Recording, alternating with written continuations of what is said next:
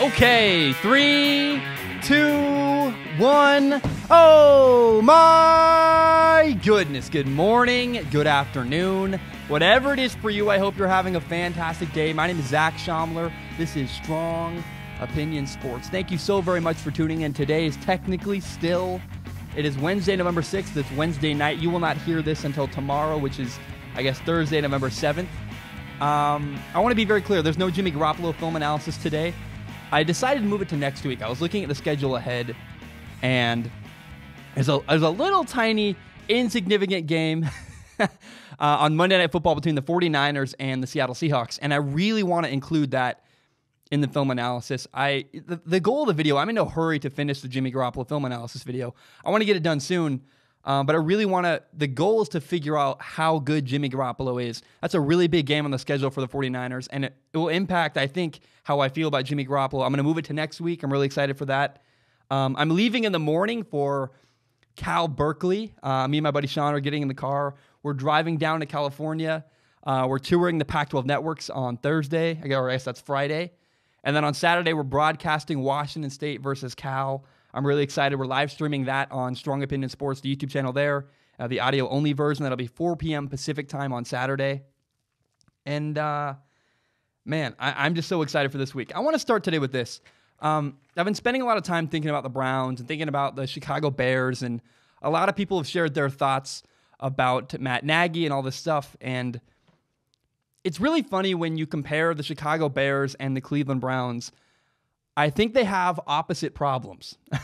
In my opinion, the Browns have a coaching issue, and the Bears have a quarterback issue. It's solvable if you could just put the two heads together. You can't. If you paired the Chicago Bears head coach, Matt Nagy, with the Cleveland Browns quarterback, Baker Mayfield, I believe that would be a successful pairing. I really do. They could solve each other's problems. It's kind of sad and heartbreaking to look at that from that view. I did a film analysis video about both quarterbacks. I did one about Mitchell Trubisky, did one about Baker Mayfield. I promise you, I'm very informed. You can go watch my videos if you don't believe me. I've watched every snap they've played this year. And, Matt Nagy, the head coach in Chicago, is dialing up fantastic play calls. And his quarterback, Mitchell Trubisky, just misses all the time. He either misses guys who are wide open, or he doesn't understand the matchup. He doesn't see guys who are wide open. It's horrendous, and it's really hard to watch Mitchell Trubisky play quarterback in Chicago. And I really believe Matt Nagy is a good head coach. Here's the thing. If you give a really good chef rotten meat, there's nothing they can do. There's nothing a good chef can do, no matter how good they are, no matter how talented they are. If you give a chef rotten meat, they can't work with that. Now, I'm not saying Matt Nagy's perfect. I'm not. When you watch the Bears and Saints game, the Bears ran the ball 7 times. That's inexcusable. That's horrible. That's a complete oversight by the coach. I understand you can argue, well, the Saints defense is really good at stopping the run. But in my opinion, that's a mistake Matt Nagy made. He should have run the ball more. There's a concern people have that he doesn't run the ball frequently enough. I tend to agree with that. I'm not arguing that Matt Nagy is a perfect coach, but what I am saying is that the majority of the blame goes on the quarterback, Mitchell Trubisky. It's so funny, people forget so quickly how good of a coach Matt Nagy is. He won the NFL Coach of the Year last year. How can a guy go from NFL Coach of the Year one year to suddenly people want to fire him? The problem is Mitchell Trubisky. The reason why Matt Nagy got that award was because people were so impressed at how well he did coaching, despite the fact that Mitchell Trubisky was his quarterback. Somebody had better throw up the white flag. Mitchell Trubisky is a sinking ship. It drives me nuts. I don't know, man. And while I'm on this, by the way, people say that Matt Nagy is failing at his job. And then the debate becomes, is Matt Nagy's job to fix Mitchell Trubisky, or is it to win football games? And to me, Matt Nagy's job in Chicago is to win football games. That's why he was hired. That's why he was brought in. We don't know. When Matt Nagy accepted the Chicago Bears job, we do not know whether he liked Mitchell Trubisky or not. We don't. Maybe he viewed Mitchell Trubisky as an obstacle to overcome. But a guy offered his first head coaching job to coach at Soldier Field in Chicago? Of course. No matter who the quarterback is, Matt Nagy was going to take that job. So is Matt Nagy failing his job? His job is to win. And I don't think Matt Nagy can win long-term with Mitchell Trubisky. Mitchell Trubisky is the problem. Now, the Cleveland Browns have the opposite issue. They have a quarterback that I like, who's not perfect. Similar, Matt Nagy's not perfect. Baker Mayfield's not perfect. The Cleveland Browns are 2-6, and some of that is because of Baker Mayfield. He's got a tremendous amount of interceptions. It's a really bad look optically when you look at how many commercials he has. But the parallels between Matt Nagy and Baker Mayfield are very interesting and kind of hilarious. Last year, Matt Nagy had a lot of success. Last year, Baker Mayfield had a lot of success. They're also not perfect. Baker Mayfield's interceptions bother me. Some of the stuff he says bothers me. Some of the things that Matt Nagy does, not running the ball, that bothers me. But just like the majority of the fault, in my opinion, is not on Matt Nagy in Chicago, the majority of the fault is not on Baker Mayfield, the quarterback in Cleveland. In Cleveland, it's the opposite issue, where Freddie Kitchens, the head coach, is the problem. Now, Freddie Kitchens seems like a cool dude. I read a funny article about him, about stories where talking about him as a backup quarterback at Alabama and how dude just liked to sling the rock and was funny. And Freddie Kitchens doesn't seem like a bad person. He seems like an interesting, fun guy. But he also does not seem to be capable of managing the situation in Cleveland. He's done awful stuff. Baker Mayfield can play. I know, I've seen it at times. I did a film analysis of him last year. There were some flashes of Baker Mayfield that you go, that's a fantastic play. He's regressed. Why? Coaching. The offense that Baker Mayfield is playing in is the problem. Freddie Kitchens, his play design is the problem. There are too many long developing plays. Their offensive line's not good enough to block for that kind of stuff. And Cleveland has made zero adjustments. It's really funny. People are excited. They're getting Kareem Hunt back this week. Well, not back, but they're getting Kareem Hunt off of a suspension this week. And everyone's like, oh, Kareem Hunt, what's he going to do in Cleveland? And I honestly don't have any faith that Freddie Kitchens knows how to use Kareem Hunt. Because I watched the Cleveland Browns, and he has no idea how to use Odell Beckham Jr. They're not targeting Odell Beckham Jr. in important downs. They're totally mismanaging Odell Beckham Jr. Now, I've also said I've been critical of OBJ. OBJ has some drops. Yes. OBJ has not been perfect. No, everybody has some blame they need to take accountability for in this situation. OBJ is partly to blame. Matt Nagy's partly to blame in Chicago. Mitchell Trubisky's partly to blame. Freddie Kitchens partly to blame. Everybody has some blame. But in Chicago, the majority of the blame goes on the quarterback. And in my opinion, the majority of the blame needs to go on Freddie Kitchens, the head coach. The play design is inexcusable in Cleveland. It's really funny. In Chicago, you have a really good chef trying to cook rotten meat. It's not going to work. And then in Cleveland, you have a chef who has no idea what to do in a multi-million-dollar kitchen, and he's trying to microwave steak. He has no idea how to use the tools at his disposal. It's really sad to me. You watch, if Baker Mayfield was paired up with Matt Nagy, the Cleveland Browns quarterback was paired up with Matt Nagy, the Bears head coach, I think that coaching quarterback combination would work. But as it is, they're like ships in the night passing each other. Matt Nagy has great play design, getting wasted with a terrible quarterback, Mitchell Trubisky.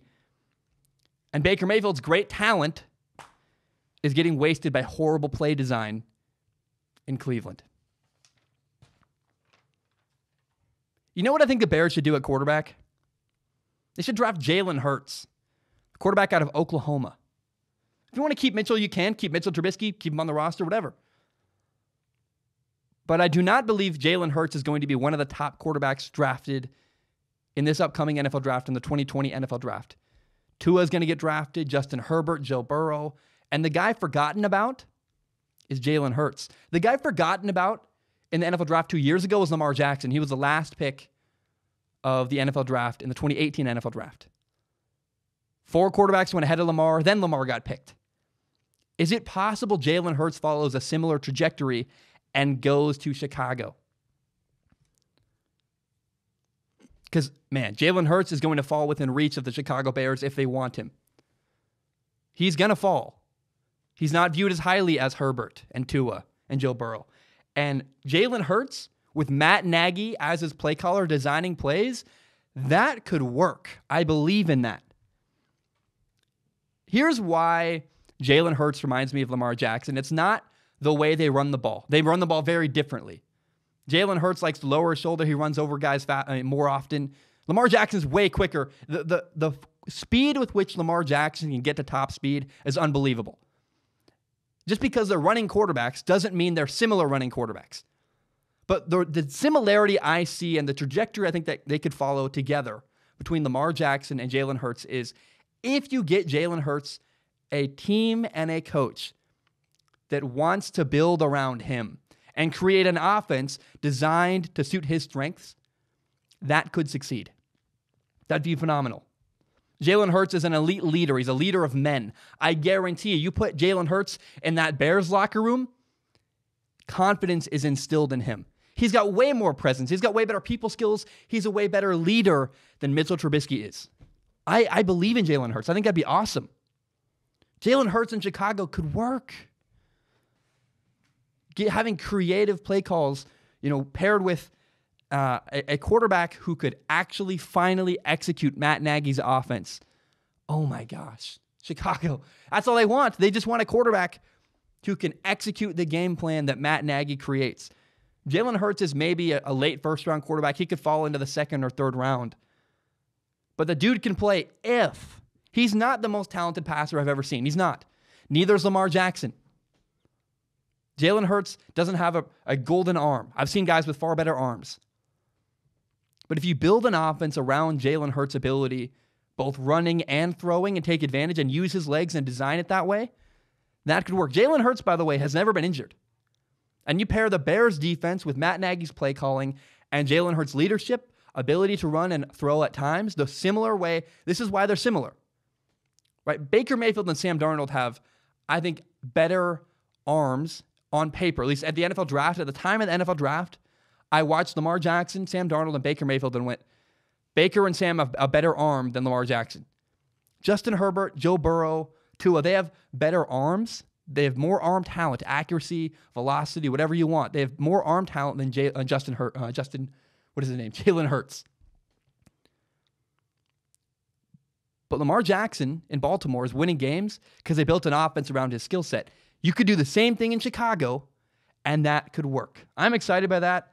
I think, that Jalen Hurts could be the steal of the NFL draft if some team has the foresight to build an offense around his skill set.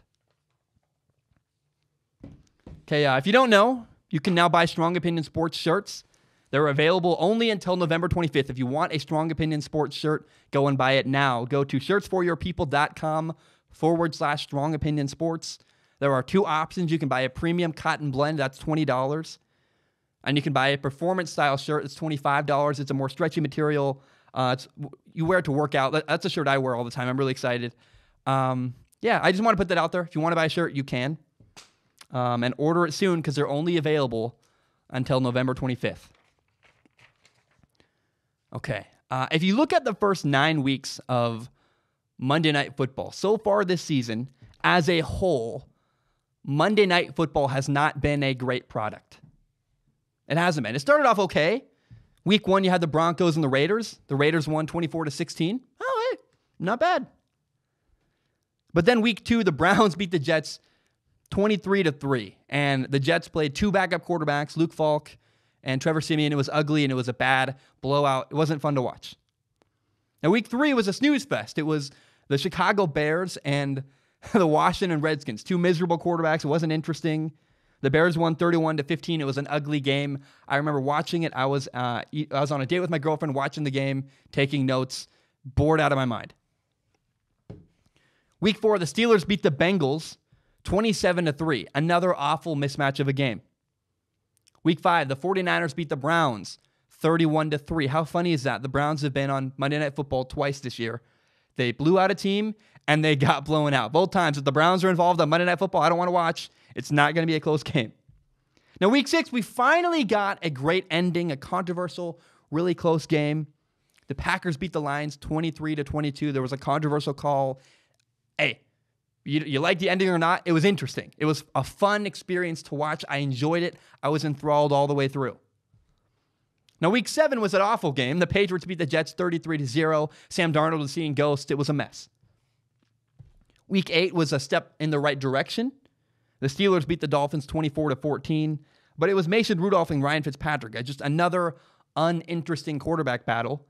And then last week in Week 9, the Dallas Cowboys beat the Giants 37-18. The highlight of the game was when a black cat ran across the field. Monday Night Football so far this year has been a mostly awful product. A lot of blowouts. In fact, 5 blowouts, 3 games that were within 2 scores, and then one really close. One of the 9 Monday Night Football games so far this year was a really close game. It was the Packers and Lions, Week 6. It was an interesting, fun finish. My point is, it's been a really rough year for Monday Night Football. It has. But there's a chance that Monday Night Football can redeem itself this week. This week on Monday Night Football, we have the Seattle Seahawks and the San Francisco 49ers. It's the best defense in the NFL with the 49ers against the top NFL MVP candidate, Russell Wilson, the Seattle Seahawks quarterback. And I'm not a big fan of ESPN. I get bored. They're way too corporate for me. But I have to acknowledge they have a must-watch game on their hands Monday night.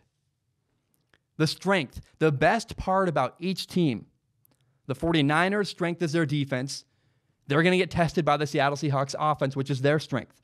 The Seattle Seahawks love to run the ball. They sometimes add an extra offensive lineman to get more push at the line of scrimmage. And here's what's really cool. The Seattle Seahawks have the firepower to attack the 49ers deep downfield. They can stretch the field vertically. They have 3 awesome receivers. They have DK Metcalf. They have Tyler Lockett. People will probably be mad I mentioned DK Metcalf ahead of Tyler Lockett. Tyler Lockett is the number 1 receiver in Seattle. But they just added a number 2 receiver, Josh Gordon. Josh Gordon, a receiver from the Patriots. And there's some reason that the Patriots got rid of Josh Gordon. There's something fishy there. It doesn't smell quite right. Because Josh Gordon's really, really talented. And they clearly moved away from him. They didn't want him anymore. They got rid of him. So the Seahawks took a chance on a troubled player who's had a rough past. But I don't blame the Seahawks. I think they looked at what's going on. They said, okay, the 49ers are 8-0. We're 7-2. The 49ers defense is the best in the NFL. The Los Angeles Rams just added Jalen Ramsey, a shutdown corner, to their roster. We have to do something to stay competitive in our division. So they brought in Josh Gordon. I love the move. It's fantastic. Gives them another receiver that can stretch the field vertically. It's like kind of horrifying, actually, to think that defenses have to play against this team. And it's so funny to me, last year, one of the things Seattle Seahawks fans complained about, actually, was we don't have a good enough receiver. We need a new receiver. Well, you got 2 new ones. Shut up. Stop complaining.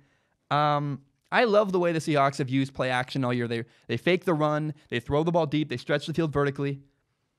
And Russell Wilson's coming off of a 5-touchdown game. He's the NFL MVP race.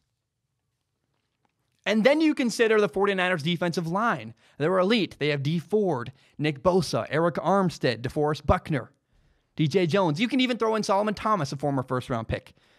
The point is the 49ers have a special group of pass runners on the defensive line, pass rushers on the defensive line.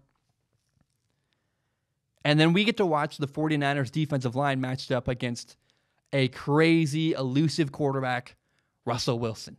Trying to watch that group of defensive linemen run after, chase, and corral Russell Wilson, that's a matchup I cannot wait to watch. That's literally like the dream matchup you can think of.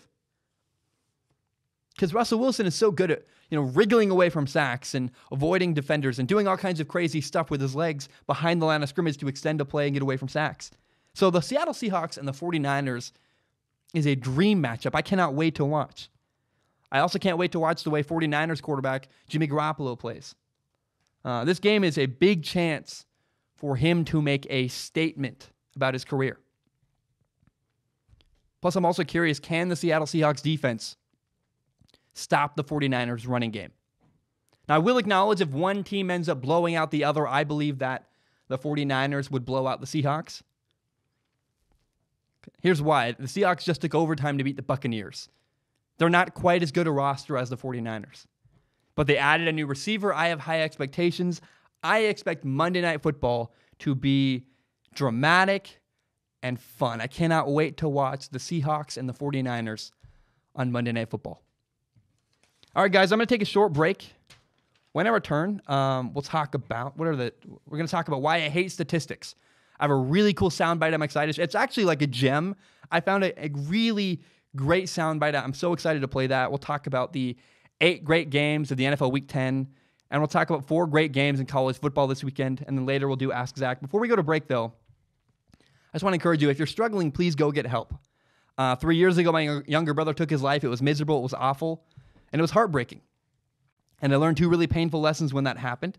Number 1 is that if you're struggling, go get help. The suicide hotline is 1-800-273-8255, 1-800-273-8255. If you're struggling, if you're having a hard time, reach out to somebody. My brother never did. One day I walked into his bedroom, found him dead on the floor. It was miserable and awful. So I encourage you, if you're struggling and having a hard time, please don't suffer in silence. Reach out to someone in your life and go get help. That's one painful lesson I learned. The other painful lesson I learned when my brother died is I didn't do a good enough job reaching out to him and making it clear enough that he could talk to me.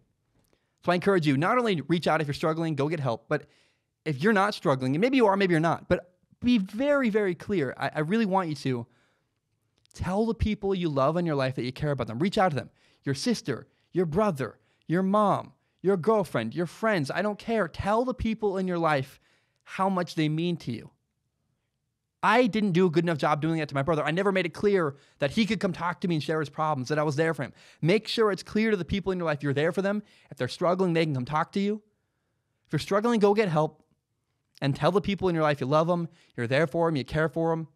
And don't be afraid to have conversations that go a little bit deeper than football, a little bit deeper than basketball, a little bit deeper than video games or movies. Don't be afraid to have awkward conversations because you might help somebody. Tell the people in your life how much you love them and how much you care about them. Guys, my name is Zach Schaumler. I'm going to take a short break. I will be right back. All right, we are back. Week 10 of the NFL season has a bunch of great matchups I'm excited to watch.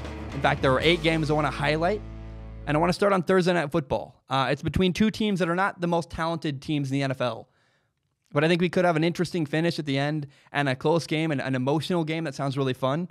It's the Chargers against the Raiders in Oakland. 2 California teams from the same division. You know, the Raiders are 4-4. The Chargers are 4-5. Both are capable, though the Chargers just beat the Packers.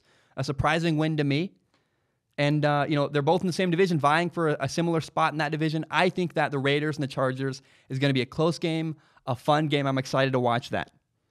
Now, on Sunday, there are 6 really awesome matchups. I want to start with the Lions at the Bears in Chicago. Both are upper middle of the pack teams to me. They're in similar situations. The Lions are 3-4-1, and the Bears are 3-5. This is a must-win for both of these 2 teams to keep any chance at the playoffs alive. They're both, at the bottom of their division, the NFC North. They have to win. I'm expecting a really fun game, a close, intense battle, a bad quarterback, Mitchell Trubisky, an interesting quarterback, Matthew Stafford, but a better defense on the Bears side.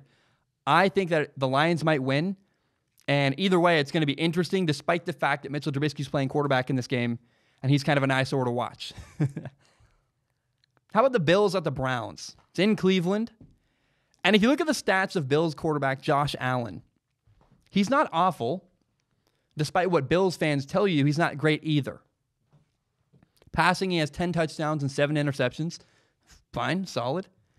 Rushing, he has 4 touchdowns and 5 fumbles. But the Bills are 6-2. They're winning games. A lot of people say that Josh Allen looks better this year. I acknowledge I haven't watched a ton of film of Josh Allen. What I have seen are a couple games, and the couple games I've watched of Josh Allen, I wasn't impressed. He made some boneheaded interceptions, made some bad plays. I think he's had a number of... The games I must have watched must have been his bad games, I guess, because Bills fans keep saying, he's better, he's good, he's just... Fine, fair enough, okay. It's possible he had 4 interceptions, 3 interceptions in one game, and the rest of the games have been great. But, what I really want to see is... and actually what I expect from this game is that the Bills win. The Cleveland Browns are a sinking ship. They got to throw up the SOS flag. It's awful. They're 6-2. Things are not going well. Coaching is the problem, in my opinion, in Cleveland.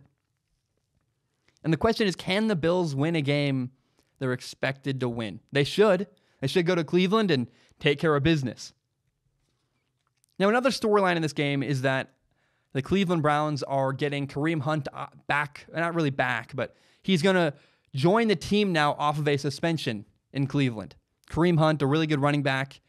And everyone's like, oh, well, is he going to have an impact? What's going to happen with Kareem Hunt? Da-da-da. Honestly, genuinely, I believe this. I don't think the Cleveland Browns have any idea what to do with Kareem Hunt. If you watch the way Kareem Hunt played in Kansas City, they knew what to do with him. They used screens. They took advantage of his speed. They got him in great one-on-one matchups. They did a great job creating situations for Kareem Hunt to do his thing and be a great runner in the open field. What I've seen from Cleveland so far this year is that they don't know how to use Odell Beckham Jr., a really good, I think a very talented, despite flawed receiver. They haven't used him to create good matchups. They haven't used him to take advantage of his one-on-one ability. They haven't targeted him in important downs, third and fourth down. If the Browns have no idea how to take advantage of Odell Beckham Jr.'s skill set, why would they have any idea how to take advantage and highlight and change their offense to take advantage of Kareem Hunt's skill set? The Browns' problem is they don't adapt their offense at all to its personnel. They say, this is our system, we're running it, deal with it. It's awful coaching. A good coach adapts their team adapts their offense and their playbook and adapts their play calling to fit the players on the roster. Look out for that. If you're watching the Bills and the Browns this week, look out for that. It might be hard for you to see if you're a fan, don't know football that well, but it's possible that Kareem Hunt doesn't have a huge impact. And Odell Beckham Jr. doesn't have a big impact because the Browns, I don't believe, have any idea how to take advantage of their talent and use it to create good matchups. They can't create plays that get them in one-on-one situations where they can use their talent to be successful. Now, the Giants and the Jets should be really, really fun. This is the battle for New York, the New York Giants against the New York Jets. Again, the word I use, I guess, is it's kind of cheesy, but it's a battle for New York. But here's what's cool is it's two teams with young quarterbacks. The Jets have Sam Darnold. The Giants have Daniel Jones. The Giants are 2-7. The Jets are 1-7. Two teams that are pretty awful. But because of the quarterbacks, because of it's New York, I think it's an interesting matchup. It'll be fun to watch. I think it'll be close, too. I do. I think the Giants are going to win. I think they have better coaching than the Jets. That's really sad to say. The Jets are a mess. But I do also believe that, despite the fact I think the Giants have better coaching than, I hope I said that, the Giants have better coaching than the Jets. Despite that, the Jets could surprise everybody. They had a game earlier this year where they destroyed the Cowboys out of nowhere. So I wonder what Jets team is going to show up. I do. Their defense isn't bad. It could be ugly at times, but it's going to have a close finish, I believe, and a lot of drama. Chaos, drama, that's what I root for. I think the Jets and the Giants is a good game if you want to watch it this weekend. It'll be a lot of fun. How about the Cardinals at the Buccaneers? The Cardinals are 3-5-1. The Buccaneers are 2-6. This game is in Tampa Bay, Florida, at home for the Buccaneers, and at home they're 0-3 this year. This is a very winnable game for the Cardinals. I want to highlight the Cardinals right now. They're a young team that's growing.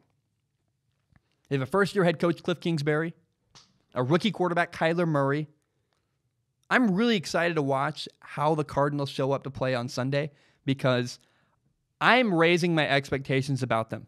They've shown a lot of promise. I like what Cliff Kingsbury's doing. I love Kyler Murray.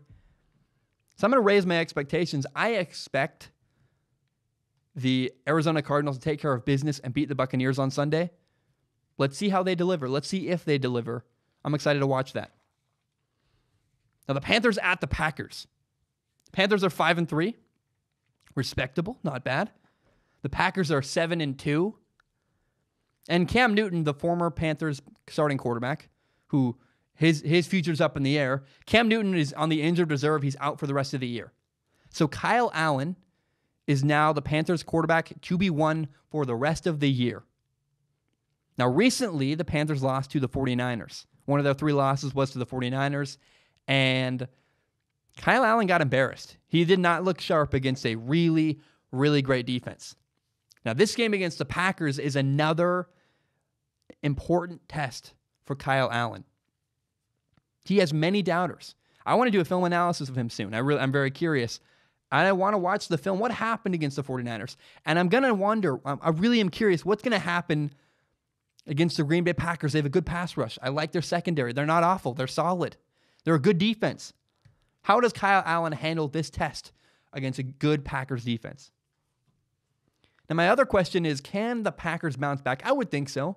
It's a game in Lambeau Field. It's a good quarterback, Aaron Rodgers. He's fantastic. I like the head coach, Matt LaFleur.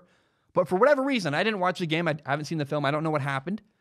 But I do know that the Packers offense struggled on Sunday against the Chargers.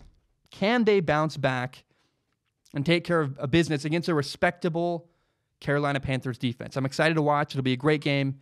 The Panthers at the Packers. Finally, the Vikings at the Cowboys. It's in Arlington, Texas. I really, really like the Cowboys here. Here's why. This is a big game. It's Sunday Night Football, prime time. And, the Vikings are 6-3. The Cowboys are 5-3. Both teams need a win to keep their spot in their divisions. However, the Vikings quarterback, Kirk Cousins, has a history of wilting in big moments when he's needed. I believe it's performance anxiety. I don't think Kirk Cousins can handle the stress and pressure of a big moment with millions of eyeballs watching him. He's never exuded confidence to me, and I think a lot of anxious anxiety is what leaks out of him when I watch him on the sidelines and I watch him in interviews and the things he says. He seems like a very nice human. I loved him at Michigan State. He was a captain there. He walked on.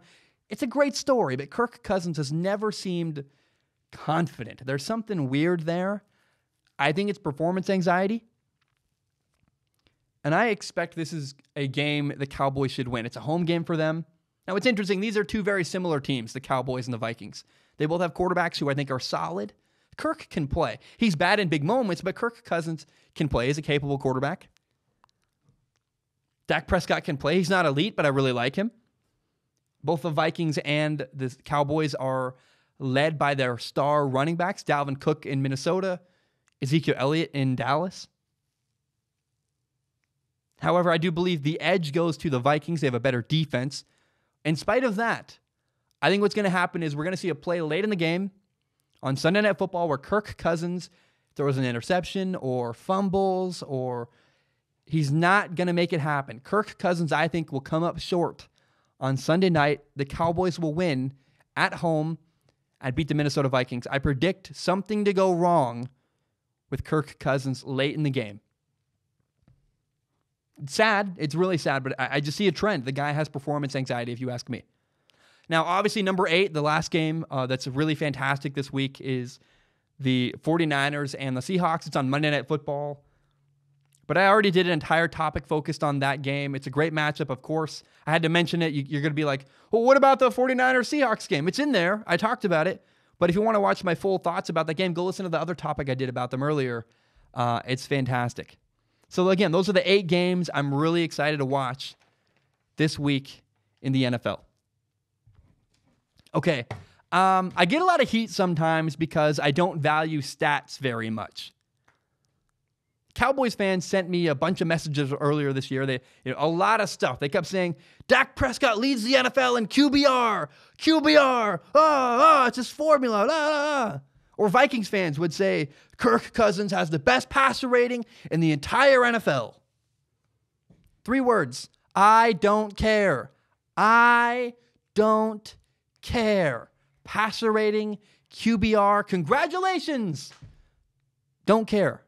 I wish I did. I honestly do. I know people hate that I don't care about those things. I don't. Stats are a product of your play. If you're doing well, your stats will be better. And if you're doing bad, your stats are going to be worse. But the way that people rely on stats drives me nuts. I hate it. People use stats to build entire arguments, and I'm like, there's more to football. There's more to sports than just the numbers. The numbers are a product of what you do. Statistics. Stats are a shortcut. When people don't understand football as well as other people, it helps them understand it. It gives you a tangible benchmark. That's what statistics do. They help people understand the game a little better and simplify it. But I'm not a fan. I'm a big believer in film. What does the film say? It's my mantra. I talk about it all the time. Every stat has a story behind it. Touchdowns, interceptions, fumbles, completion percentage. There's a reason for those stats that matter. Don't just throw out the stats. Tell me why they're happening. Stats are a product of your play. They're not the absolute truth.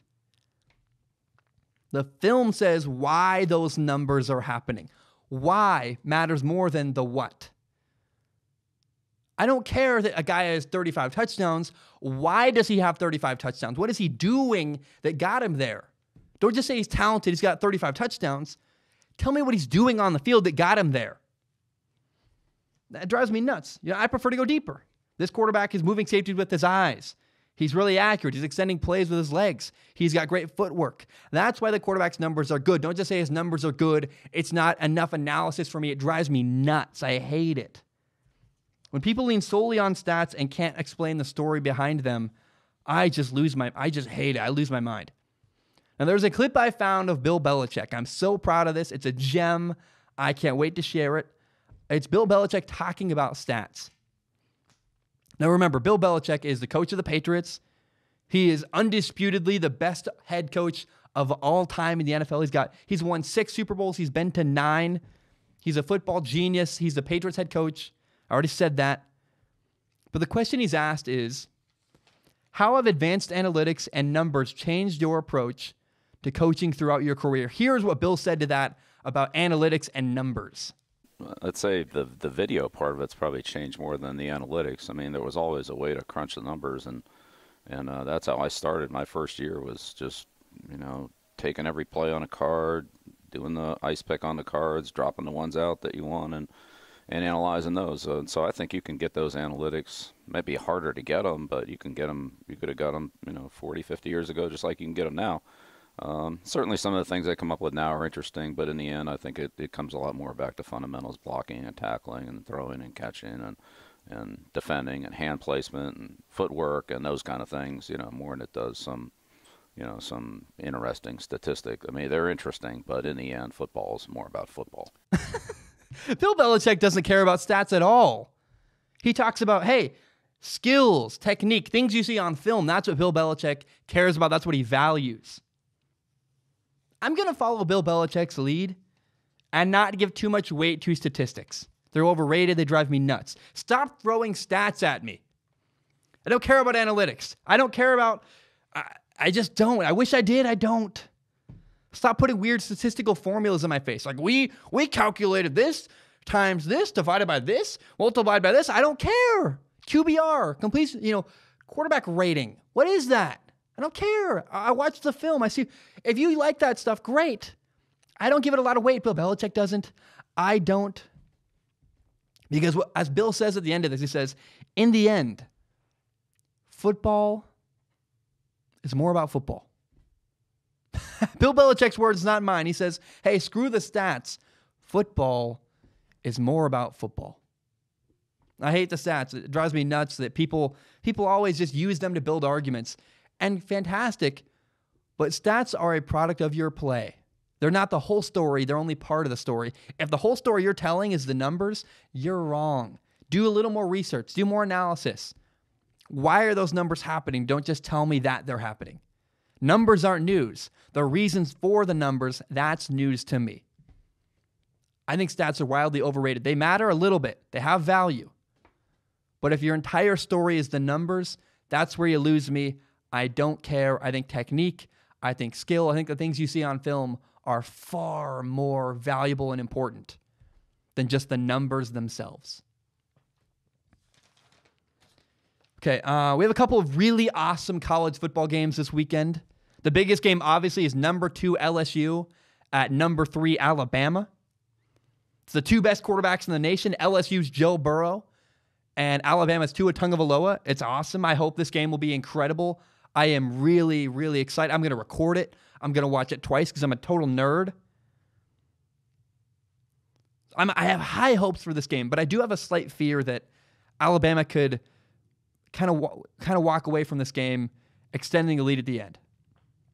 And my fear is that Alabama's going to pull away late. If you look at LSU, they barely beat Auburn last week. LSU barely beat Auburn last week. Auburn has a freshman quarterback. LSU beat Auburn 23-20. I am concerned. I don't think that LSU's defense can stop Alabama. Not if Tua's healthy. Tua Tagovailoa, the quarterback for Alabama, had an ankle surgery a little while ago, 2 weeks ago. I saw a video of Tua throwing. He looks healthy. He looks fine. I really, really hope this game is a shootout. But I think if one team wins lopsided, it's Alabama. I hope that LSU can keep up. I think Alabama's going to score a lot of points. The question is whether or not Joe Burrow, the LSU quarterback, can shred that Alabama defense and make it happen. And it could be that something goes wrong and it's not even Joe Burrow's fault. Joe Burrow's a great quarterback at LSU, but maybe his receivers drop passes. Maybe his offensive line struggles to block. Maybe there's a play late where it's out of Joe Burrow's control and Alabama wins that play anyways, right? Maybe there's a drop pass, whatever. A ball gets tipped in the air. I think Alabama's going to win this game. It makes me sad. Joe Burrow's my dude. I love Joe Burrow. His story is incredible. I've talked about him for ages. He really inspires me. Alabama's got the edge here. Although, hey, I'm rooting for the underdog LSU. I'll be honest, right? I root for good stories. Joe Burrow's an incredible story. I would love to see LSU. I know that they're ranked higher than Alabama. I would love to see LSU upset Alabama on this weekend. It'd be awesome. I don't know if that's going to happen. If they don't, it's because we've seen in the past, the question mark is their defense. But I really hope LSU beats Alabama this weekend. Hey, I honestly shouldn't say that. My hope is for a great game, and it'd be cool if at the end of that great, incredible matchup where it's close and intense battle all game, I'd rather LSU finish on top. But as long as we get a great matchup, that's what makes me happy. If we get a great matchup, it's close with 3 minutes left to go in the game, and Alabama wins, I'm not going to be mad. I'm not going to be mad if Alabama blows out LSU either. I'll say, hey, I could have seen that coming. But I just hope for drama and chaos and a close, intense, emotional game. That's what I'm rooting for overall. And then it'd be cool to see LSU, and really because I like Joe Burrow, it'd be cool to see Joe Burrow finish on top at the end of that game. We also have number 4 Penn State at number 17 Minnesota. I really expect Penn State to win. But man, this is so awesome. It's 2 teams that are 8-0 in the Big Ten.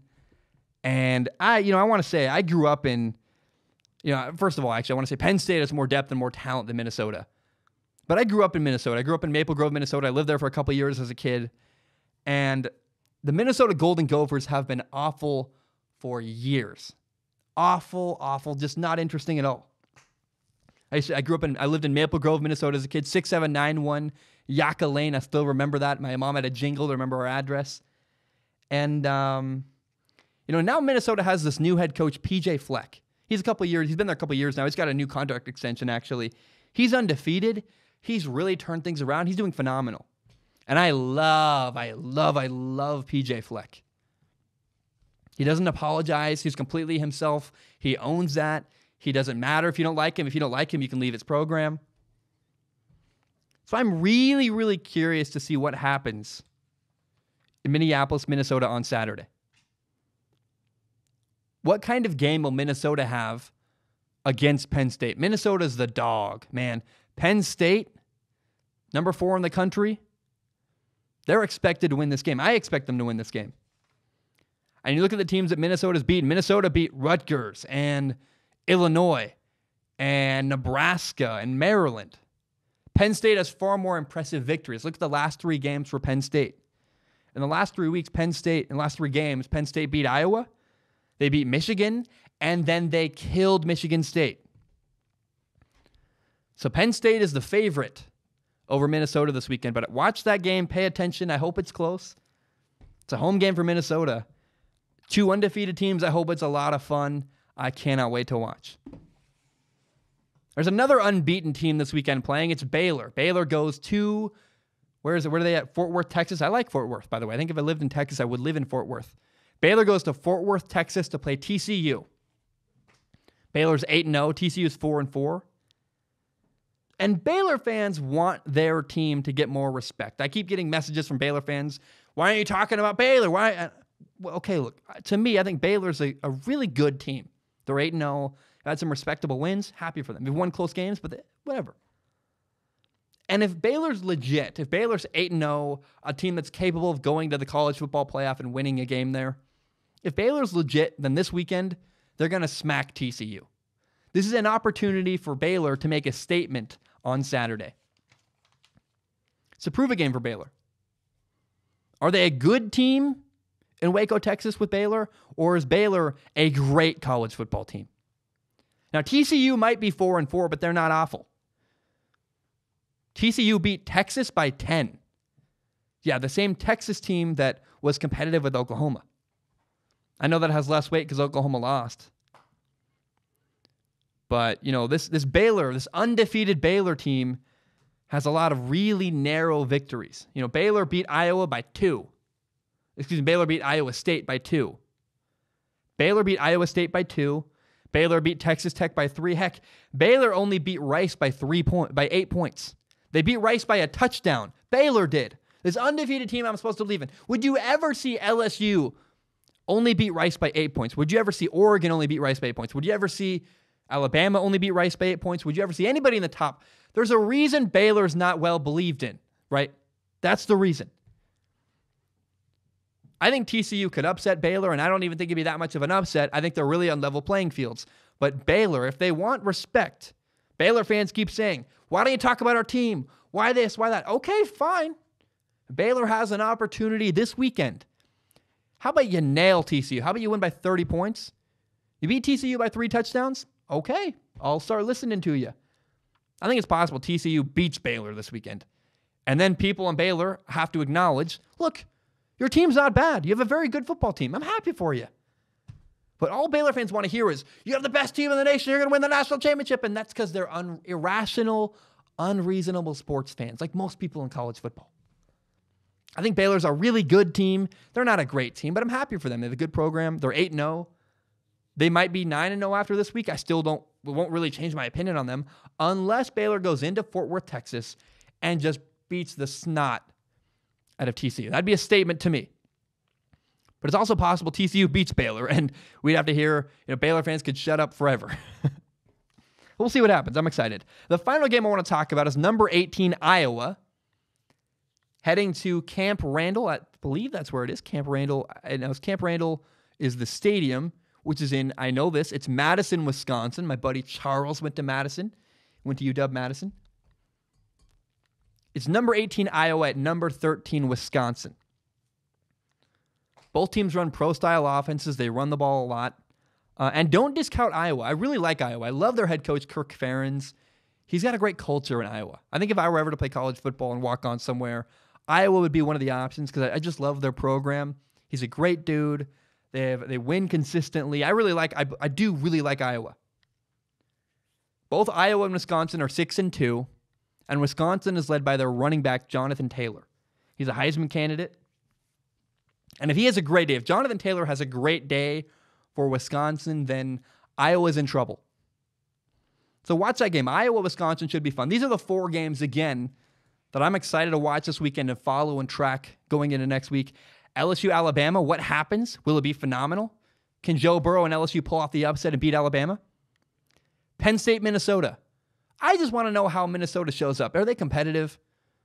Maybe, I don't think they win, but man, if they lose by 3 points, that's a huge, really good emotional victory for Minnesota. I know no one gives out participation trophies, but the state of the program to go toe-to-toe with the number 4 team in the nation, the Minnesota Golden Gophers, the crappy, dog-awful Minnesota Golden Gophers, if they go toe-to-toe and have a narrow loss to the number 4 team in the nation, Penn State, that's a huge emotional victory for the state of Minnesota. You have TCU at Baylor. Can Baylor prove that they're a great college football team and not just a good college football team? I don't think so, but we'll find out. And then you have Iowa at Wisconsin. Just a fun, hard-nosed, classic Big Ten football game.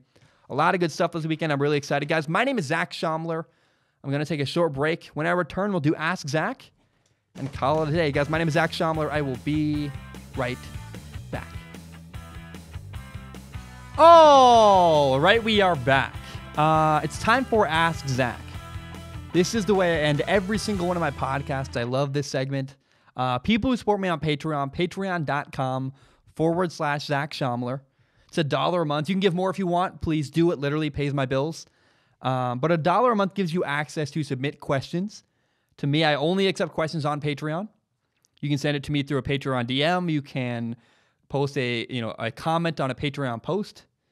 And I will not guarantee to answer your question on the show if you send me one, but I do guarantee that if you send a question into Patreon, I'll look at it with my eyeballs, I'll read it, and then I pick the best couple and answer them at the end of every single episode. This is Ask Zach. I want to start today with a question. I guarantee this is the guy's real name. It's Moneymaker JR44 TV. That sounds like a first name, right? Yeah. Moneymaker JR TV Sherman. That's probably his full name right there. It's a bad joke. Okay, don't laugh at me. I'm doing the best I can. I'm trying to entertain you folks.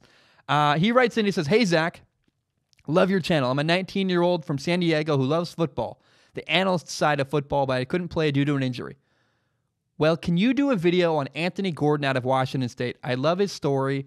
I think he's the best quarterback in this draft. He scans the field at an elite level. His vision of coverage is elite. He's got a 7 out of 10 arm talent, but he's the best quarterback in the draft, throwing to a spot in zones, back shoulder, timing routes. Again, I love your show and would love it if you love to talk about football and college prospects with you anytime." He also said that, Moneymaker JR44 TV also said that Anthony Gordon, the Washington State quarterback, best fits with the Chargers, the Redskins, or the Saints. That's a weird mix. They have nothing in common. Respectfully, man, I very much disagree.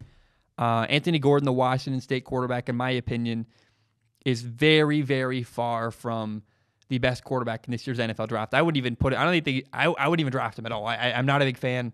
I'm very, very close to the Washington State program. I used to work there. I did a lot of film for them on the sidelines.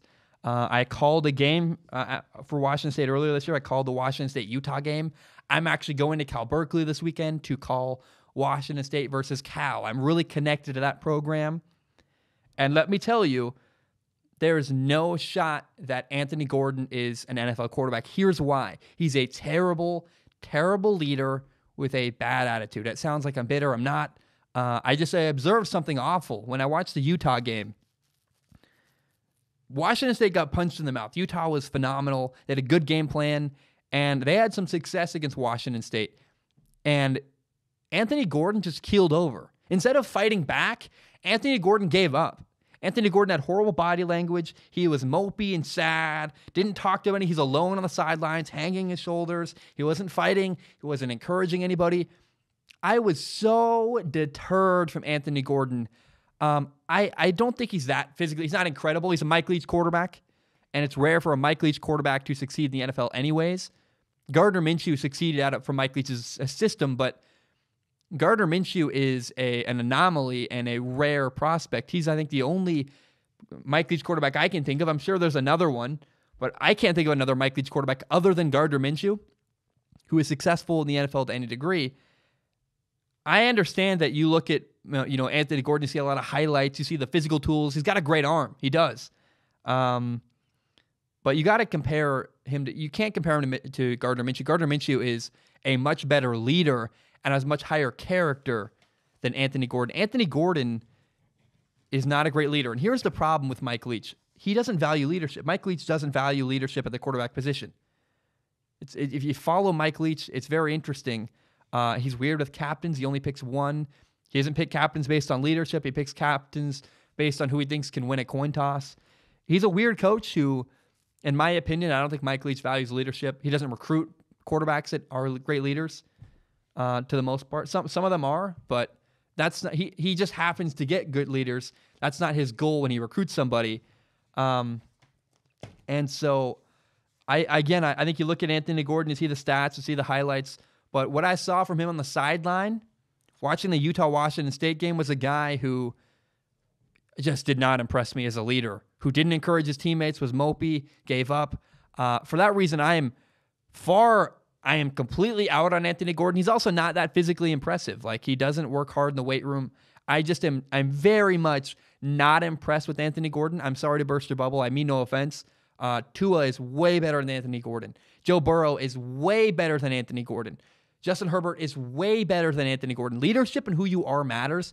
And I don't think that Anthony Gordon has the mental fortitude to handle success and a lack of success, to handle failure enough to succeed in the NFL. There's no way Anthony Gordon has the mental makeup and the mental fortitude to succeed and become an NFL quarterback. I know that's very personal.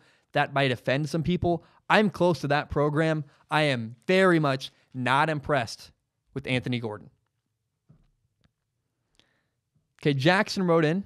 I'll read that at the end, actually. Kenny writes in, says, these days it seems like a lot of quarterbacks in particular are being thrown into the Hall of Fame conversation. Since the game has been so focused on the passing game in recent years, and considering that this trend is not slowing down, stats for quarterback mean a lot less than they used to. Obviously, guys like Brady, Rodgers, and Russell Wilson deserve to be in the Hall of Fame. One day and will be. But guys like Roethlisberger, Phillip Rivers, and Eli Manning are routinely elevated to the same status by the media. Do you think that the media is too quick to call NFL quarterbacks future Hall of Famers? Especially given your comments about Julian Edelman not being a Hall of Famer in your eyes, I'm curious to hear your take. The Hall of Fame has become a very easy talking point for the media. It's disappointing, but it's true. It's a time filler. If you have nothing else to talk about, oh, let's talk about that retired guy from like 5 years ago. Is he a Hall of Famer? Is he a like? It's just a debate that's ongoing that people go back to when there's nothing else to talk about. It's annoying and sad. You know, I'm really lucky and very grateful that my show's on YouTube. So I don't need to have a 3-hour show. I can have an hour and a half show some days. Some days my show is 53 minutes. Some days my show is 3 hours. I can do whatever I want. There's no time limits or restrictions on my show. So I don't ever need to fill time. People on television, people on the radio, they need to fill time. So they come up with really crappy topics like, is this guy a Hall of Famer? And have really disingenuous, boring debates about players that have no chance. Here's my rule. My rule and my policy when it comes to Hall of Famers. If you're not sure whether or not a guy's a Hall of Famer, then he's not. Jerry Rice, you go, absolutely, Jerry Rice is a Hall of Famer. You go, is Larry Fitzgerald a Hall of Famer? Yeah, absolutely. And then you go, is Julian Edelman a Hall of Famer? And you go, nope, he's not. If you have to think and you have to pause and question, he's not. It's like when I buy shoes or if I buy pants or with clothes, I'm always this way. If I'm not absolutely certain I love the clothes, I don't buy them. I'm like, nope, I'm not going to pull the trigger. I hope that doesn't hurt my t-shirt sales. But no, that's my philosophy with Hall of Famers. And I think absolutely people bring up, Hall of Famer too often. It drives me nuts. I just realized something I wanted to talk about earlier that I didn't put in the show. It's going to be old news by the time I get to it. The NBA right now has a problem where Kawhi Leonard and other stars are sitting out of games. And I think the smart NBA stars, I said NFL, I might have been NBA.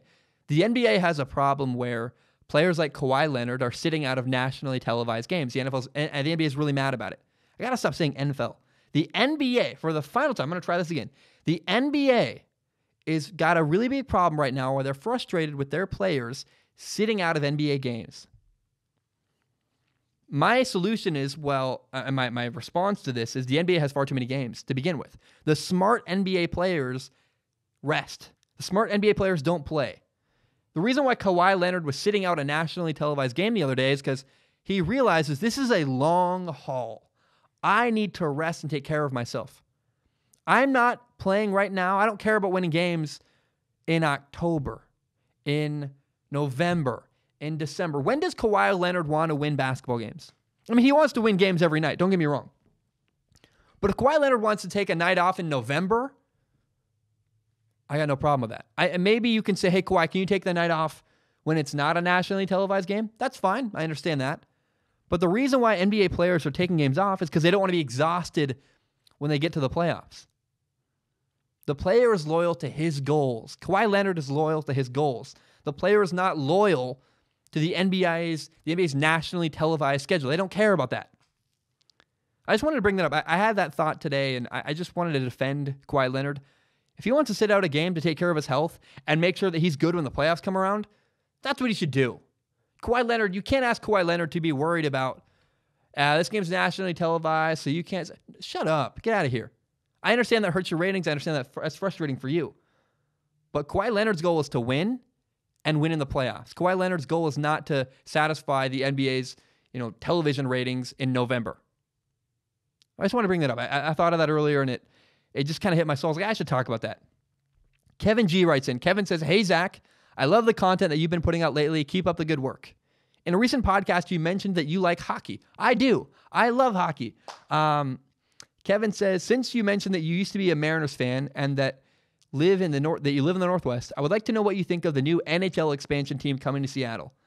First of all, I got to say, I really love the Portland Winterhawks. They're a WHL team, a junior league team. They're so much fun. I love their games. I love going to hockey.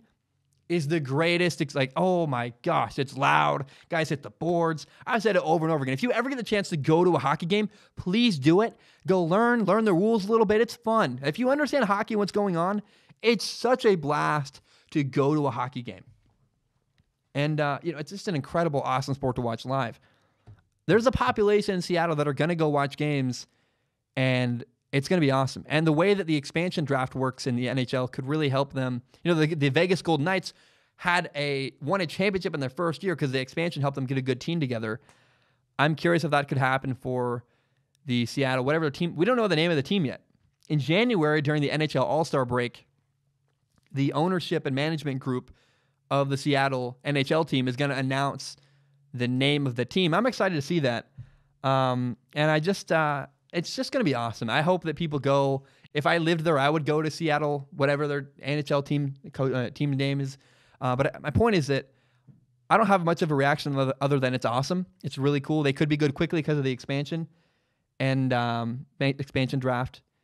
And if you're in Seattle and you're not sure if you like hockey, learn a little bit of the rules and then go to a game. Because I really promise you it's a good experience. Get a beer, go with your friends, go with your buddies, go yell. Enjoy the sounds, the sights of hockey. Going to hockey games is awesome, and I really, really enjoy it. Okay, Calvin writes in. Calvin says, hey, Zach, I'm a big fan of the show. I've been a big fan of Pat McAfee for about a year, and finding your show to be an... Hey, Zach. This is really... English is hard, man, I tell you.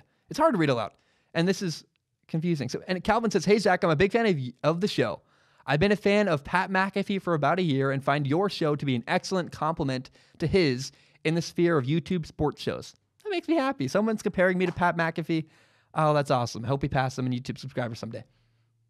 Hey, if Pat McAfee ever hears this, I would love to be on his show. He's an awesome dude. I try not to watch too much of his stuff because it's easy to let his opinions create mine, and I just avoid that. But I do. I respect him a lot. He's a really good broadcaster. I think he's really the best in the sphere of the sports world because he's honest. He doesn't have an agenda. He's just being himself. He's having fun with it. And he breaks the fourth wall all the time, which is what I love as a viewer of television and a viewer of content. I love when Pat McAfee broadcasts games. He does such a good job. So the question that Calvin asks, he says, I'm from Washington, but currently in school at Boise State University, and I'm an avid fan of our Broncos. A few weeks ago, you talked about how the Pac-12 is awesome in a bubble, and I absolutely agree, and honestly feel even more so about the whole Group of Five intrigue. I really wish that we had a college football playoffs just for the best Group of Five teams. What are your thoughts on Boise State's, the UCFs, and SMUs of the world? Calvin, you're right, man. What I talked about is if you just watch the Pac-12 in a vacuum and you never, ever watched any other national football around the world, you would think the Pac-12 is incredible. When you compare the Pac-12 to Alabama, it's not the same. But the Pac-12 playing each other is phenomenal. There's great matchups every weekend. Games are close. They're intense. If you just watch Pac-12 football, it's a great time. And it's the same way with the Group of Five. The conference I want to lift up today and really talk about is the American Athletic Conference. These are the notable teams in the AAC. They have Navy, who's 7-1, Memphis, who's 8-1, SMU, who's 8-1, Houston, who's 3-6. I know Houston's not a good team this year, but they got a new head coach, Dana Holgorsen. They have an interesting quarterback situation. I can't tell if De'Aaron King, their quarterback, is going to stay or leave, but I do think Houston's going to be good next year. They're building a program. Pay attention to Houston. They had that heartbreaking loss to Tulane earlier in the year. It hurt them, but I believe, and I think Pat McAfee actually broadcast in that game.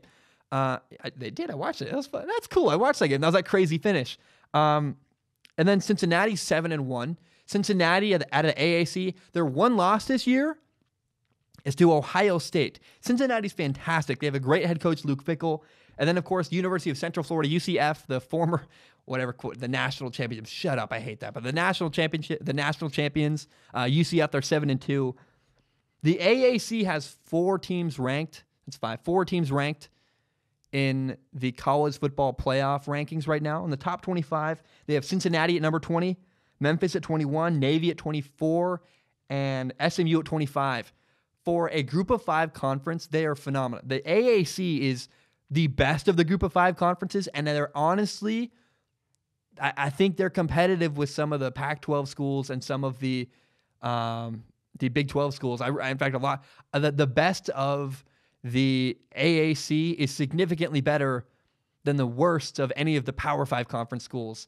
The AAC deserves respect. Again, Navy, Memphis, SMU, Cincinnati, UCF. I think Houston's going to be good next year. There's a lot of really good, high-quality programs in that conference that deserve respect.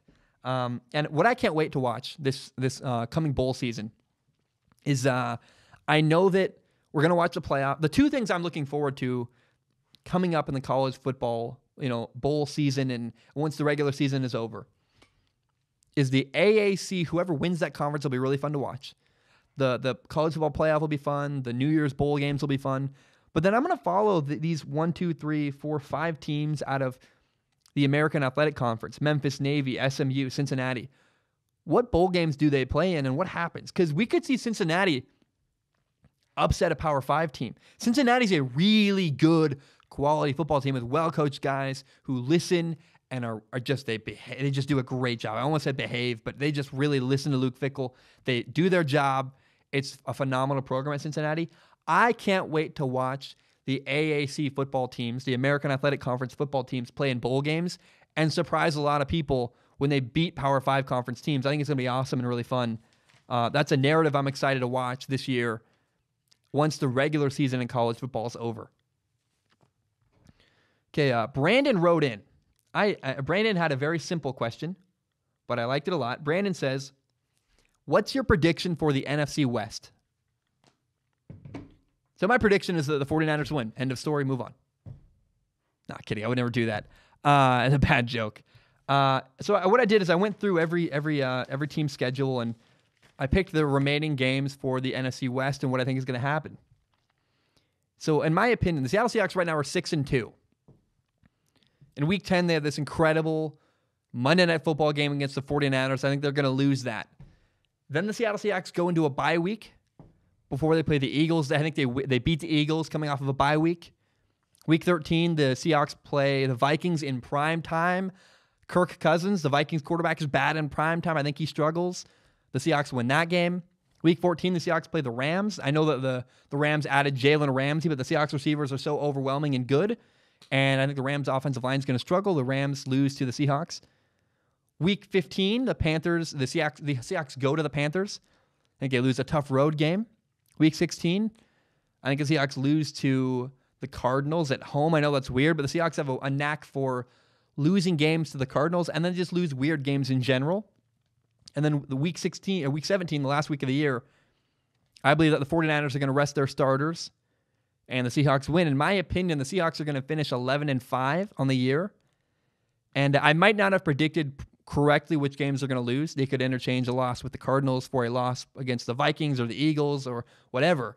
But I think 11-5 is, I'm very confident that's the record that the Seattle Seahawks are going to finish with at the end of the year. Now the 49ers are undefeated right now. In Week 10 on Monday Night Football, I think they're going to beat the Seahawks. I think Week 11, they're going to beat the Cardinals. I think, however, it's not going to be as close as it was last time. Last time the Cardinals and the 49ers played, it was on a Thursday Night Football, which Thursday Night Football games are kind of weird because you have less time to prepare. It's more about physical talent. It's your dudes against our dudes. And, the 49ers were caught by the Cardinals, and the Cardinals had a good showing. I think this time, the second time, Week 11, when the Cardinals play the 49ers, I think the 49ers are going to crush the Cardinals. They have a great defense. I like what the Cardinals are doing. I love Kyler Murray. I love Cliff Kingsbury. But I think that's a win for the 49ers. Week 12 is a really hard-fought game between the Packers and the 49ers. I think the 49ers win that game. The Packers' offense has been inconsistent at times. I don't know that the Packers have a good enough offense. I know they have Aaron Rodgers, who's fantastic. I just think that highly of the 49ers defense. I think the 49ers beat the Packers. Week 13, I think the 49ers go to Baltimore and lose. It's a tough game. It's a road game. And Lamar Jackson's really hard to scheme against. He just is so different from other NFL teams. It kind of reminds me of when teams play, the armed forces games, and the armed forces schools run a triple option, and you don't play anything like that on your schedule all year, and so you're kind of caught off guard. That's what the Ravens could do to the 49ers. I think the Ravens beat the 49ers week 13. I think week 14, the 49ers lose to the Saints. The Saints are a very similar team to the 49ers. The Saints just have a better quarterback, Drew Brees.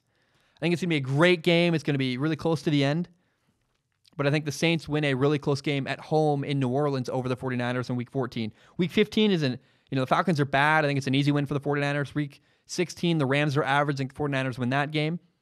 And then I think week 17, the 49ers rest their starters and the Seahawks beat them. I think the 49ers finished the year 13-3. And the reason why you rest your starters in week 17 is you don't want to put too much on tape for the Seattle Seahawks to prepare to. If you play the Seahawks week 17, right, the last week of the year, I hope I said week 17. You play the Seahawks the last week of the year, and they're 11-5, you're 13-3. You're both going to make the playoffs. There's a good chance you play the Seahawks again in a couple weeks. You rest your starters. You don't put anything interesting on film. You run very vanilla schemes and hope that the Seahawks tip their hand to something they're going to do in the playoffs. So I see the 49ers finishing 13-3, the Seahawks finishing 11-5. I think the Cardinals, the Cardinals are 3-5-1. Here's what I think is going to happen the rest of their schedule. The week 10, the Cardinals play at the Buccaneers. I think they're going to win. The Bucs are 6-2. The Cardinals are building a really good franchise. I think the Cardinals win that game, in my opinion. Week 11, I think they lose to the 49ers. It's a tough game. The 49ers have a lot longer to prepare than last time. Last time they caught them on a Thursday night football game. I think the 49ers beat the Cardinals. Week 12, the Cardinals have a bye week. And then week 13, the Cardinals play the Rams. They're coming off a bye week. They have more time to prepare. And I think that the Cardinals beat the Rams. And I think in the end, they're going to split the series with them. The Cardinals beat the Rams once. The Rams beat the Cardinals once. Week 14, I think the Steelers beat the Cardinals. It's the NFL. I think the Steelers aren't terrible. When I say it's the NFL, it's that it's really competitive. Teams are very close, and you tend to lose games like this. There's unpredictable games you lose. I think the Cardinals are going to lose to the Steelers week 14. I think week 15, the Cardinals beat the Browns. It'll be fun. It'll be Baker Mayfield versus Kyler Murray. Would the Cardinals have better coaching? The Cardinals will beat the Browns week 15. Week 16 at Seattle. I have the Cardinals beating the Seahawks in Seattle. This is likely wrong, but I already predicted the Seahawks to beat them, and to get the Seahawks to 11-5, which I think is their final record, I had to pick the Cardinals to beat the Seahawks. So this is what I predict. And I have, instead of the Seahawks going 12-4, they go 11-5 because of this game. They lose to the Cardinals. And week 17, I believe they go to LA against the Rams and they lose because I have the Rams and the Cardinals splitting the series against each other. In the end, I have the Cardinals finishing 7-8-1, which is not bad. It's year one with a new coach. They have a rookie quarterback. I think 7-8-1 is a realistic record to finish with if you're the Cardinals, and that'd be a not bad year. The Rams are 5-3, and I have them winning Week 10 at Pittsburgh against the Steelers. It's an ugly game. I think the Rams win because Jalen Ramsey, a shutdown corner, is going to make some kind of impact play at the end of the game. He's going to pick off Mason Rudolph or shut down Mason Rudolph and make it hard for him to throw the ball. I think Jalen Ramsey has a big impact on the game against the young Steelers quarterback Mason Rudolph Week 10. I believe the Rams beat the Bears week 11. The Rams have a better quarterback. I have no faith in Mitchell Trubisky, the Bears quarterback. I understand the Bears have a better defense, but hey, I think Mitchell Trubisky against Jalen Ramsey, it's a horrible matchup. He's going to screw up throwing an interception and maybe multiple. The Rams beat the Bears week 11. I believe that the Rams are going to lose to the Ravens week 12. I believe a lot in Lamar Jackson. I think Lamar Jackson's phenomenal, and I think he's going to beat the Rams. Week 13, I have the Cardinals beating the Rams. The Cardinals are coming off of a bye week. It's in Arizona. I think in the end, they're going to split the series with the Cardinals. Week 14, I have the Seattle Seahawks beating the Cardinals. Week 15, at the Cowboys. Well, I say the Cardinals. I meant the Rams. I think the Rams lose to the Seahawks week 14. Now, here's a surprising game that's going to shock a lot of people. Week 15, in Dallas, Arlington, Texas, I have the Rams beating the Dallas Cowboys in Dallas. It's an upset. I think the Rams have better coaching. They have a shutdown corner, Jalen Ramsey. I believe the Rams are going to upset and beat the Dallas Cowboys week 15. Again, better coaching, a better defense. I'm excited to watch that. I think the Rams are going to beat the Cowboys week 15. Week 16, I think the 49ers beat the Rams. The 49ers are incredible. It'll be a closer game than people think because the Rams are not awful. They, again, have good coaching and a solid roster, but it's the 49ers. The 49ers are unbelievable. Like the 49ers beat the Rams week 16. In week 17, I have the Rams beating the Cardinals because I think it's a home game for the Rams. I have the Cardinals and the Rams. They're similar teams, and I think the Cardinals split the series with the Rams this year, 1-1. They lose one and they win one. I have the Rams finishing 9-7. So if you kept up with that, my final prediction for the NFC West is the 49ers going 13-3, winning the division. The Seattle Seahawks going 11-5, getting second place in the division and making the playoffs. I have the Rams going 9-7, and the Arizona Cardinals going 7-8-1, which is a respectable year and not bad for a first-year head coach and a rookie quarterback. Okay, before I go and end the show, I want to read one more thing. It's from Jackson. Jackson writes in and says, "Hey, Zach, just saw the Brandon Allen podcast and saw Ryan's message about the Get Help segment, and I had to let you know. It's one of the best parts of the show for me. I personally am not struggling or have been recently. But up until 2 years ago, suicide and depression was always an issue, and until I made the choice to be tired of being sad and decided to start changing my life for the better. Again, I'm not struggling anymore, but this segment always reminds me of how far I've come." Jackson, thank you for sharing that. I get a lot of hate sometimes for having the "if you're struggling, go get help" segment. Again, if you don't like it, you can skip it, but it's very important. I do try to keep it, under like 2 minutes because I try to get to the point, but it matters. It's a very important message to share. Hey, if you're struggling, go get help. Tell the people in your life you love them. I'm so happy about that. I apologize. I forgot to include I have one. I have it, I think, from Pedro, if I can find it. I forgot to include a story from someone about how they became a fan of their favorite team. I know I have two prepared. Let me see if I can find one of my... Hold on. I know you're listening to the podcast. I think I can find this real quick. If I can't, I'll give up. Oh, come on. Oh, I have so many messages, man. This is crazy. Kenny said, "Awesome. Thanks for DMing me." Kevin G's great. Matt Fine, hello. Pedro. Bam. Oh, he's a Falcon. I already talked about that one. No, I didn't. Okay. Pedro writes in, "I found it. I'm so glad. Oh, man, I thought we were going to do an Ask Zach segment and not get in a story about how someone became a fan of their favorite team." Pedro writes in, he says, "Hi, Zach. Love the show and love the segment about how people became their team's fans. And I think I got a pretty good one. So here it goes. I'm from Portugal, and my first contact with American football was Madden 08. I had a lot of PS2 games, and I used to buy games that I didn't even care for, like buying Madden, when I haven't even watched one down of football. I knew nothing about football, so I just have fun throwing Hail Marys every play." That's funny. "And I liked the Falcons because for some reason I thought I knew Roddy White's name from somewhere, even though I'm pretty sure I didn't know him and have no idea why that name was so familiar. Now, fast forward to 2011 or 2012. At this point, I watched some Falcons game and I'm still playing with them in Madden 11. By the way, dude, Pedro, I spit everywhere. Madden 11 is the best Madden game of all time. I have never bought I bought a new Madden. I hate it. I still play Madden. Whenever I do play Madden, I play Madden 11 on the PS3. It's the greatest Madden game ever created. There's a playbook. I use the Seattle Seahawks playbook. I know it by heart. No, it's the Washington Redskins playbook. Excuse me. I use the Washington Redskins playbook. I know it by heart. I love it. It's phenomenal. Oh, man, I guarantee I can beat anybody. In Madden 11, I can dominate you easily. I know that game so well. I know the movement. I love Madden 11. Anyways, total tangent. Didn't you say that? I still had fun with the Falcons playing Madden 11, actually playing football, not just Hail Marys anymore. Congratulations, you learned football. Pedro says, "My dad went to Detroit for a business meeting and met a coworker called Dick Reynolds, who turned out to be Garrett Reynolds, right guard for the Falcons at the time, uncle." So he met Garrett Reynolds, the Falcons' right guard's uncle, which is really cool. "So Mr. Dick Reynolds told me that he'd asked Garrett to send me something Falcons related. A few weeks later, I got a football with a Falcons logo on it, signed by most of the roster, most notably Julio, Roddy White, and Asante Samuel, and notably missing Matt Ryan and Michael Turner in the mail. So he got a signed football in the mail. After that, I've obviously been a huge Falcons fan, as well as the Braves, the Hawks, and the Thrashers. And very briefly before they moved, fan. And Thrashers just very briefly before they moved, fan. Okay, saying. So the Thrashers moved. Who are the Thrashers? Are they hockey? I should know that, shouldn't I? It's probably hockey. I don't know. Atlanta Thrashers. Never heard of that team in my life.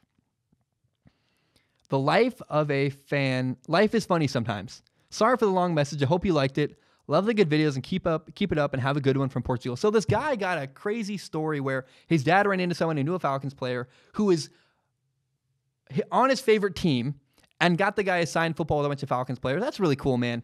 I'm glad you watched the show from Portugal. That's crazy. That's awesome. And I really appreciate you, Pedro. Thank you so much for your support. It means the world to me. Guys, I love you so much. I love doing the show. It's truly my passion. It's my favorite thing in the world. I hope you guys are proud. I try to make you guys proud and give you guys great content. Now, to end the show, playing us out, it's my favorite song right now. This is Almost Blonde and their single, Wasted Time. Have a great day. I love you so much and take care. Follow his dreams, a young man, take your seat as I jump in the deep, so you can learn from my mistakes and cut the weight from your feet. I was once like you and you'll be just like me. Don't mistake me for somebody that you shouldn't believe. Do you remember the person that you aspired to be? Well, he packed up his bags and he's ready to leave. He's on the brink, it's time to think of what you want to achieve. Cause there's a different path for the life you need. If it was easy, everybody would have followed your lead. And you will get no respect until you start to succeed. And people still are gonna cut you just to watch you bleed. Take it from the old man who used to walk in your feet. Well, throw your soul into your hole you've dug inside. Well, waste your days for you to say that you've relied on wasted time.